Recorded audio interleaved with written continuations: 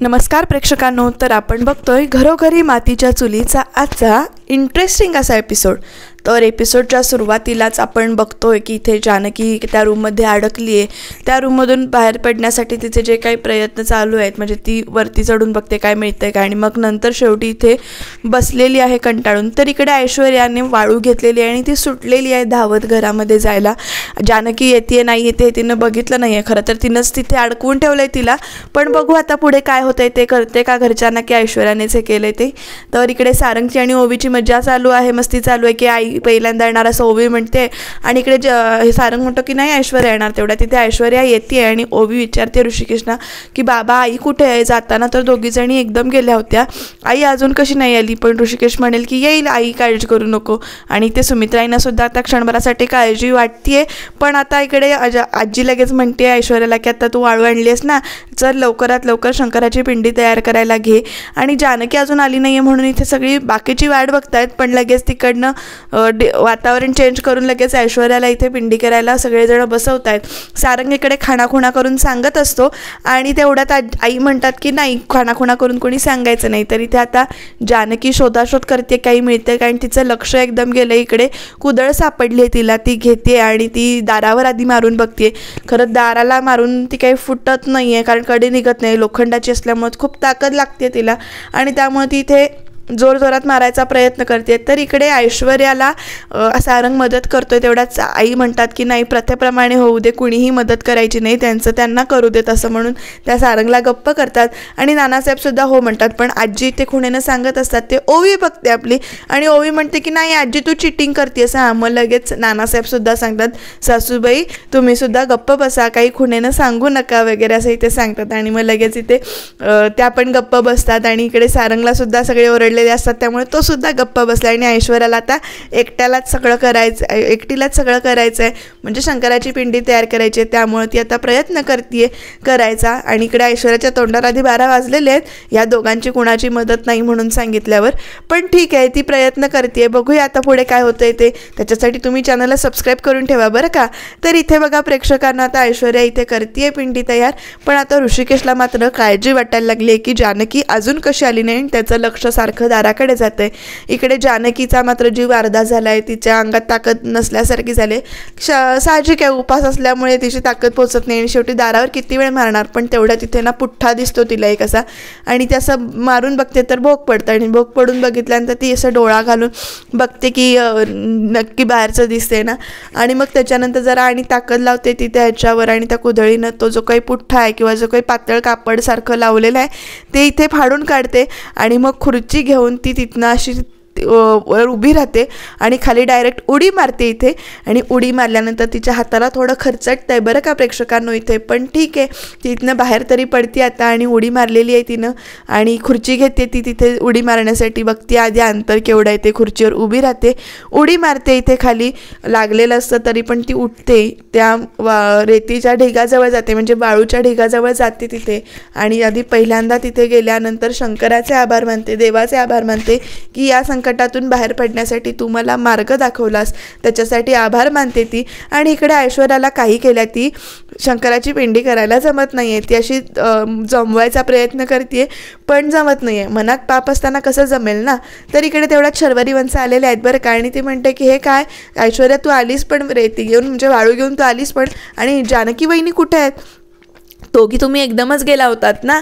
तर इकडे आता आई पण काळजीनं बघतायत की अजून जानकी कशी आली नाही। ऐश्वर्याला विचारल्यावर ऐश्वर्या म्हणते की हो मी बघितलं नाही, कारण यायचं होतं ना पिंडी बनवायला, त्यामुळे मी लगेच धावत सुटले असं म्हणून इथे ती वेळ मारून येते की मी थांबत बसले नाही त्यांच्यासाठी म्हणून। आणि आता हिला खूपच लागलेला आहे, उडी मारली आहे हिनं, तर असं हाताला लागलं आहे, ती हात झटकते, आणि नंतर असं वाळू ती हातात घेते, रेती हातात येते आणि घट्ट धरते, आणि तसंच हात जोडलेल्या अवस्थेमध्ये देवाचे आभार मानते की या संकटातून बाहेर पडण्याची तू मला ताकद दिलीस, त्याच्यासाठी तुझे आभार। मी पूजेचा मान मला मिळो न मिळो, पण मला आता तू बाहेर पडण्यासाठी मदत केलीस त्याच्यासाठी आभार, असं तिथे देवाचे आभार मानते। आणि अशी ओम नमः शिवाय ओम नमः शिवाय जप घेतच तिकडे चालत निघाली. तिचं लक्ष नसतं चालताना आणि वाटेत तिच्या पायाला दगड पण लागतो मोठा आणि ती अडखळून परत पडते. ठेच लागते तिच्या पायाला इथे अंगठ्याला आणि तशीच ती परत उठते आणि रडते जराशी, म्हणजे अशी हवालदिल होते एकदम, अशी दुखत असतं तिला आणि ती अशी ओम नमः शिवाय ओम नमः शिवाय म्हणत पाय ओढत ओढत घरापर्यंत इथे आलेली आहे. अशी म्हणजे चालताना पण त्रास होत होता तिला, अशी एकदम ती दमत येते इकडे. आणि आता बाकीच्यांना आता खरंच काळजी वाटायला लागली इकडे अजून कशी जानकी आली नाही म्हणून. आणि तेवढ्यामध्ये इथे जे नानासाहेब विचारतात ऐश्वर्याला की तुझ्याबरोबर होती ना, ती कुठे आहे. आणि ऐश्वर्या परत इथे म्हणते की मी नाही बघितलं, आम्ही दोघी एकदमच गेलो होतो, पण त्या कुठे राहिल्या मला माहिती नाही, कारण पिंडी करायची होती शंकराची म्हणून मी लगेच इथे धावत आले. आणि आता इकडे सुमित्राईंना पण प्रश्न पडला की अजून कशी आली नाही ही. आणि तेवढ्या तिथे घराच्या दारामध्ये इथे जानकी इथे पोचलेली आहे, पाय ओढत ओढतच ओम नमः शिवाय ओम नमः शिवाय जप करतच तिथे आलेली आहे. ओवीचं लक्ष जातं आणि आई आली असं ती म्हणते आणि ती दाराकडे बघतीये तर जानकी इथे पाय ओढत ओढत येते. त्यामुळं सगळेच एकदम शॉक झालेत की एकदम ही अशी काय येते, असं सगळ्यांच्या चेहऱ्यावर प्रश्नचिन्ह आलं आहे. आणि ती एकदम पाय असा म्हणजे उमरा चढते आणि तिचा तोल जाऊन पडणार असं दाखवलं. आणि तेवढ्या तिथे ऋषिकेश धावत जातोय, तिच्याकडे बघतो आणि मग तो तिला इथे धरतो, उचलून घेतो, क्षणभर म्हणजे पडण्यापासून वाचवतो तो इथे. आणि ऐश्वर्याचे आता 12 वाजलेत, कारण जानकी कशी काय आली असं तिला इथे वाटतंय. पण आता जानकी आलेली आहे त्यामुळे आता स्पर्धेला रंगत येणार आहे. त्यांच्या जी काही त्यांची स्पर्धा चालू आहे त्याच्यात तर इथे ती तोल जाऊन पडत असते तर ऋषिकेश तिला धरतोय आणि आतमध्ये घेऊन येतोय, इथे बसवतोय तिला. आणि मग तुला काय झालं, कुठे होतीस तू एवढा वेळ, असं तिला ते सगळेजण विचारतायत नेमकं काय झालं. इकडे सारंगला पण म्हणजे सगळे शॉक झालेत, सारंग, आई, सगळेजण, नानासाहेब इकडे सगळे बघतायत तिच्याकडे की काय झालं नेमकं. आणि मग जानकी जो काही घडलेला प्रसंग होता तो इथे सांगतेय की आम्ही दोघी ते वाळू घ्यायला वाकलो होतो आणि मग त्याच्यानंतर मला आवाज आला म्हणून मी ते रूममध्ये गेले, मला वाचवा मला वाचवा असा बाईचा आवाज आला म्हणून ती इथे गेलेली असते. आणि आतमध्ये गेली तेवढ्यात तो स्पीकर कळतो तिला की स्पीकर ठेवला आणि मागे वळून बघणार तेवढ्यात कोणीतरी इथे येऊन पटकन दार लावून जातं. आणि मग ती बाहेर कशी पडते हे ती सगळी इथे सांगते की मी म्हणजे पडले. आणि मग तिला कोणी सगळे विचारतात तुला लागलं नाही ना जास्ती वगैरे, पण ती म्हणजे ठीक आहे एवढं नाही लागलं असं म्हणते. आणि इकडे हळूच ती म्हणते की पण ऐश्वर्या तू थांबली नाहीस इथे माझ्यासाठी असं म्हणून ती म्हणते. आणि इथे ऐश्वर्या तेच सांगते की मला परत यायचं होतं ना म्हणून मी थांबले नाही, म्हणजे पिंडी करायची होती त्यामुळे मी थांबले नाही. आणि आता करूया म्हणजे परत पिंडी करूया असं म्हणून सगळे म्हणतात. आणि ते जानकी लागलेलं जरासं दाखवते आणि आता सुमित्राई पण बघतात की लागले तिला ते. आणि पिंडी करूया असं म्हटल्यानंतर इथे आजी म्हणते की आता काही उपयोग नाही आहे त्याचा, कारण आता ऐश्वर्याने चालू केलेलं आहे ऑलरेडी आणि तीच करणार आहे. तरी ते ओवी म्हणते नाही आजी, पण ज्याची चिट्टिंग नाही करायची आई तू कर ग असं म्हणते. आणि लगेच जानकी पण म्हणते की ठीक आहे मी इथे प्रयत्न करीन करायचा ओवी बाळ असं म्हणून ती ते म्हणते. आणि जेवढ्या ती ना इकडे ओवीला समजावते की म्हणते ठीक आहे मी करायचा प्रयत्न करीन, हळूहळू का असे ना मी करीन. आणि जेव्हा ती हात इथे उघडून बघते तर ऑलरेडी तिथे शंकराची पिंडी तयार झालेली आहे, तिनं हात असा धरून ठेवलेला आहे घट्ट त्याच्यामुळे. आणि शंकराची पिंडी बघून आजीचा चेहरा बघा कसा झाला, करते आजी एकदम. आणि आजीच का घरातले प्रत्येकजण असे एकदम शॉक होतात, करून बघतात. ऐश्वर्याचे तर 12 वाजलेलेच आहेत आणि ते सगळ्यांना इथे आनंद होतो की जानकीच्या हातून पूजा घडणार आहे गणपतीची. मग लगेच नानासाहेब सुद्धा म्हणतात की बघ गणपतीला सुद्धा वाटतंय की यावर्षीची पूजा सुद्धा तुझ्या हातूनच व्हावी म्हणून. ऑलरेडी म्हणजे काही कष्ट न घेता पिंडी तयार झाली, कारण ती भक्तिभावाने तिने तसे हात जोडलेले असतात, घट्ट वाळू धरून ठेवलेली असते त्यामुळे ते शंकराची पिंडी तयार झाली. आणि यावर्षीची पूजासुद्धा जानकी आणि ऋषिकेशच करणार असं म्हणून सांगितल्यानंतर ओवी इथे खुश होते. आणि मग त्याच्यानंतर ती जी काही पिंडी तयार केलेली आहे शंकराची त्याला जानकीसुद्धा मनोभावे नमस्कार करते आणि पाठीमागे राहा म्हणून देवाला प्रार्थना करते. आणि इथे आपल्याला कळून येतंच आता की बघूया चॅलेंज कोण जिंकणार आहे. तुम्हाला काय वाटतं प्रेक्षकांना ते कमेंटमध्ये नक्की सांगा. तर आता ही सगळीजण खुश झालेली आहेत, शंकराची पिंडी तयार झालेली आहे. आणि मग ती पिंडी इथे हरताळकेंच्या जवळ ठेवलेली आहे, हरितालिकेंच्या जवळ.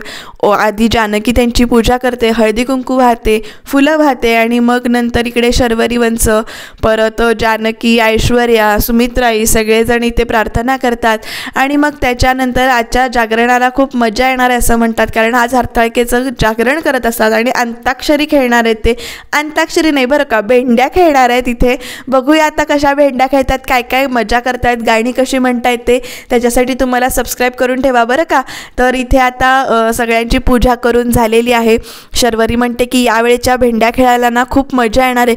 पण सगळे विचारतात का बरं असं का म्हणतेस, काय स्पेशल आहे. तर यावेळेला आपल्याकडे ऐश्वर्या आहे ना असं म्हणून ती ते म्हणते. आणि ऐश्वर्या पण लगेच तोंड देखले खेळे खोटं खोटं हसतीये बरं का.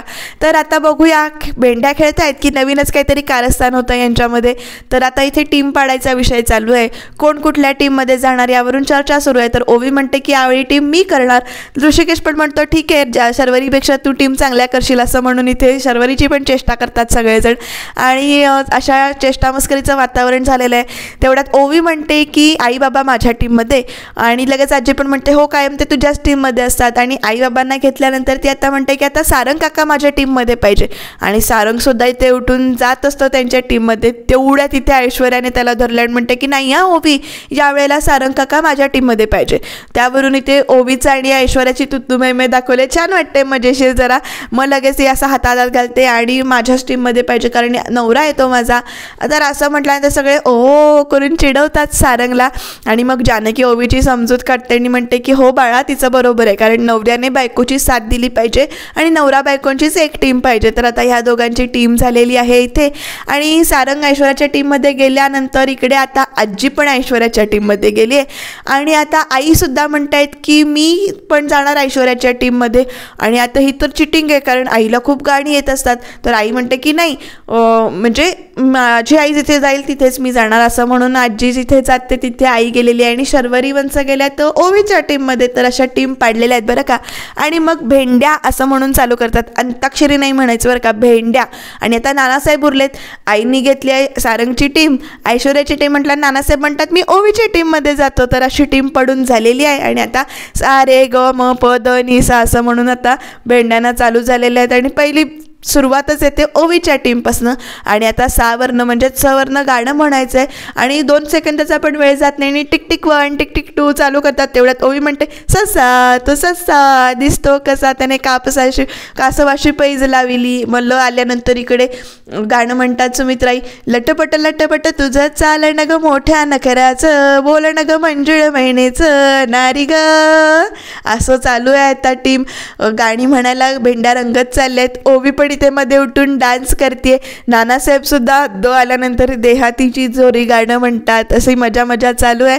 आणि मध्ये ना इकडे शर्वरी ऐश्वर्याच्या टीममधनं पटकन गाणं म्हणून जाते, तेव्हा सॉरी सॉरी म्हणून सगळे परत इथे चिडवतात. आणि अशी मजा मस्करी चालू आहे इथे.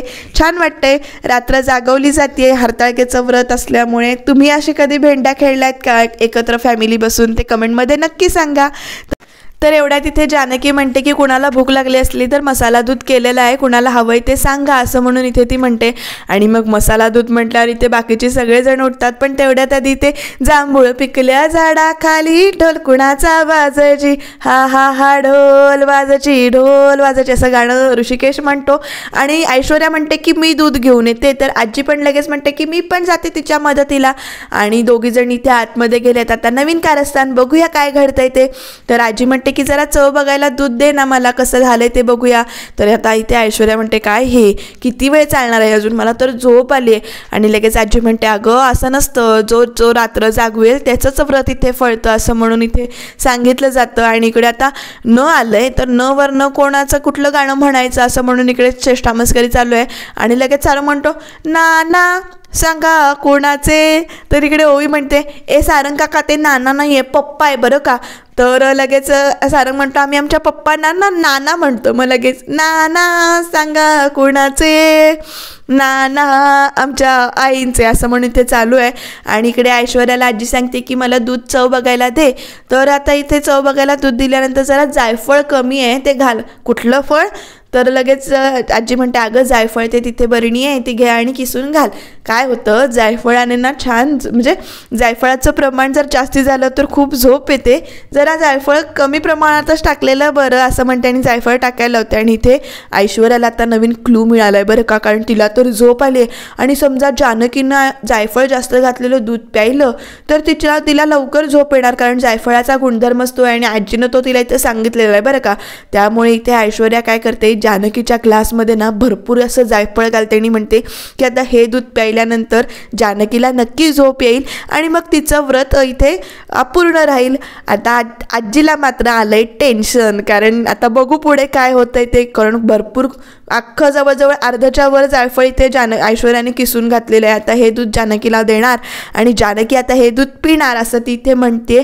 आणि ते उद्याच्या भागामध्ये बघूया परत नवीन कारस्थान, कारण इथे कुकर उडताना दाखवलं आहे, पण कुकर उडताना ऐश्वर्या म्हणते की हे सगळं कोणीतरी मुद्दामून केलं आहे आणि लगेच जानकी म्हणते मुद्दामून कशाला, ऐश्वर्या इथे मारणाऱ्यापेक्षा वाचवणारा मोठा असतो.